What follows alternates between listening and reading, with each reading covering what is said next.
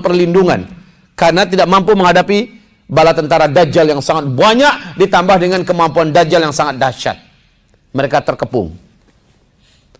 Kemudian kaum muslimin di malam harinya, tidak disebutkan berapa hari terkepung, tapi pas waktu menjelang subuh, selepas tahajud, Al-Mahdi perintahkan muazzin untuk mengumandangkan azan. Kemudian setelah mereka sholat sunat fajar 2 rakaat atau sholat sunat qabliyah subuh 2 rakaat, Al-Mahdi perintahkan aqimis shalah. Al-Mahdi pun maju untuk mengimami sholat. Tiba-tiba seluruh mata terbelalak melihat ke arah atas. Ada apa? Tanda besar kiamat pun terjadi. Yang ketiga, turunnya Nabi Allah Isa alaihi salam. Rasulullah bersabda, Isa diapit oleh 2 orang malaikat yang bersayap.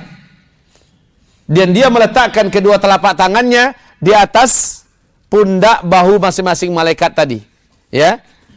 Kemudian Isa pun turun. Orang-orang beriman bersama Al-Mahdi melihat turunnya Isa ini. Al-Mahdi langsung mundur. Orang-orang beriman dah paham, memang ini sudah saatnya Isa turun.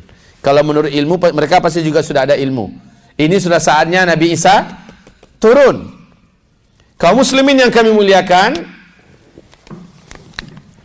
Isa, tanda besar kiamat yang ketiga. Tidak lama ya jaraknya dari Dajjal lepas. Baik. Saat itu Al-Mahdi langsung mundur, persilahkan Nabi Isa untuk jadi imam. Kata Nabi Isa, tidak. Yang menjadi imam sekarang ini adalah anta. Tadi qamatnya untuk anta. Yang menjadi pemimpin zaman ini adalah anta. Saya hanya pendampingmu, penguatmu, penolongmu. Silahkan majulah, jadi imam lah. Kemudian kaum muslimin, Al-Mahdi pun kembali maju dan mengimami sholat. Selepas sholat mereka pun berzikir. Selesai berzikir, Isa berdiri dan Isa menuju ke arah gerbang. Di mana tadi pasukan Dajjal dengan sangat sombong di luar mendobrak dan mencoba menghancurkan gerbang. Dibuka oleh Isa. Orang pada mundur semua. Dajjal ketika melihat gerbang terbuka ingin menyerang, tetapi dia dikejutkan. Sesosok makhluk yang paling ditakuti oleh Dajjal sudah berdiri di gerbang itu. Mereka pun saling bertatap-tatapan.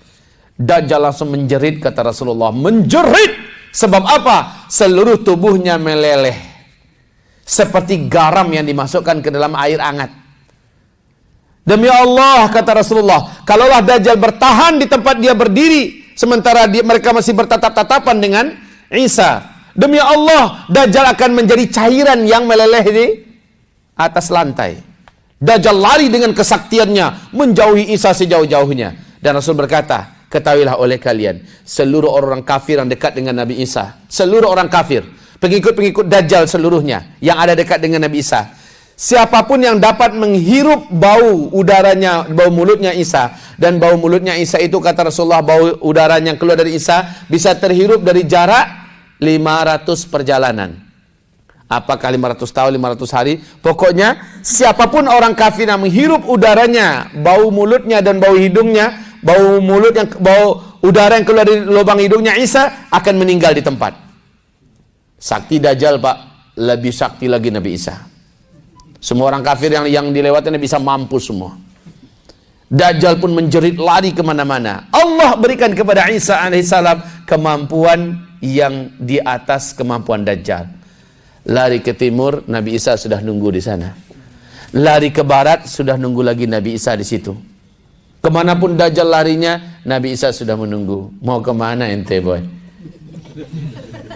Terakhir, Dajjal lari ke Palestina. Tepat di pintu Lut.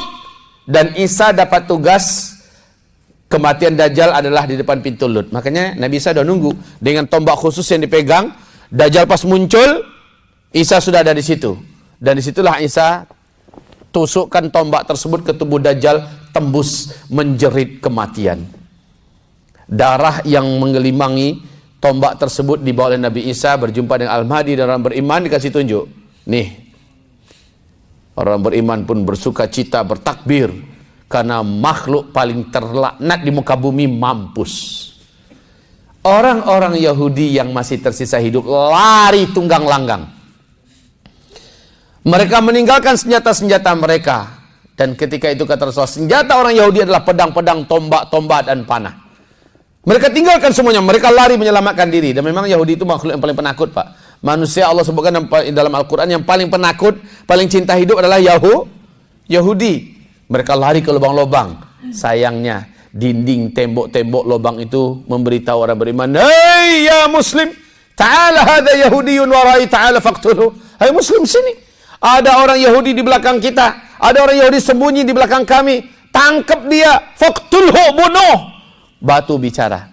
Sembunyi Yahudi di balik dinding, dinding bicara. Sembunyi Yahudi di balik pohon, pohon bicara. Alam Allah izinkan berbicara, memberitahu di mana Yahudi berada. Sepertinya dendam yang selama ini tersimpan pada masing-masing alam yang ada di bumi ini terhadap Yahudi, bangsa kera dan babi ini, Allah izinkan berbicara ketika itu. Sehingga orang beriman tahu, oh, di balik batu ada Yahudi, batu yang ngasih tahu. Masih ingat batu-batu kerikil yang berbicara pada Nabi Daud, "Hai Daud, tangkap saya, ambil saya, jadikan saya sebagai senjatamu untuk membunuh Jalut." Batu berbicara, dua bukit berbicara ketika Nabi dan para sahabat lewat. Bukit berkata kepada bukit yang lain, "Alhamdulillah, pagi hari ini kita dapat nikmat. Lembah kita akan dijalani oleh kekasih Allah dan para sahabat-sahabatnya yang mulia." Bersyukur kedua bukit dan seluruh sahabat mendengarkan suara itu. Nabi Muhammad dalam khutbah biasanya bersandar dan bersitelakan kepada satu batang pohon kurma. Ketika beliau dapat hadiah berupa mimbar, beliau sudah meninggalkan batang kurma itu. Seluruh sahabat yang hadir mendengarkan suara gemuruh tangisan dari batang kurma ini. Subhanallah, Pak, ini juga saya yakinkan kepada Pak Ibu semua, sesungguhnya apa yang ada di sekitar kita adalah makhluk Allah. Baik kaum muslimin yang kami muliakan, di akhir zaman Allah izinkan berbicara. Illal gharqad, kecuali pohon gharqad. Fa innaha syajarul yahud. Sesungguhnya gharqad itu adalah pohon Yahudi. Subhanallah kaum muslimin, 12 tahun yang silam, Perdana Menteri Israel dan siapapun yang naik setelahnya diwajibkan oleh para robi-robi Yahudi menanam batang pohon gharqad. Sekarang, sejak 12 tahun yang lalu, pohon gharqad itu ditanam startnya 2 juta batang pohon.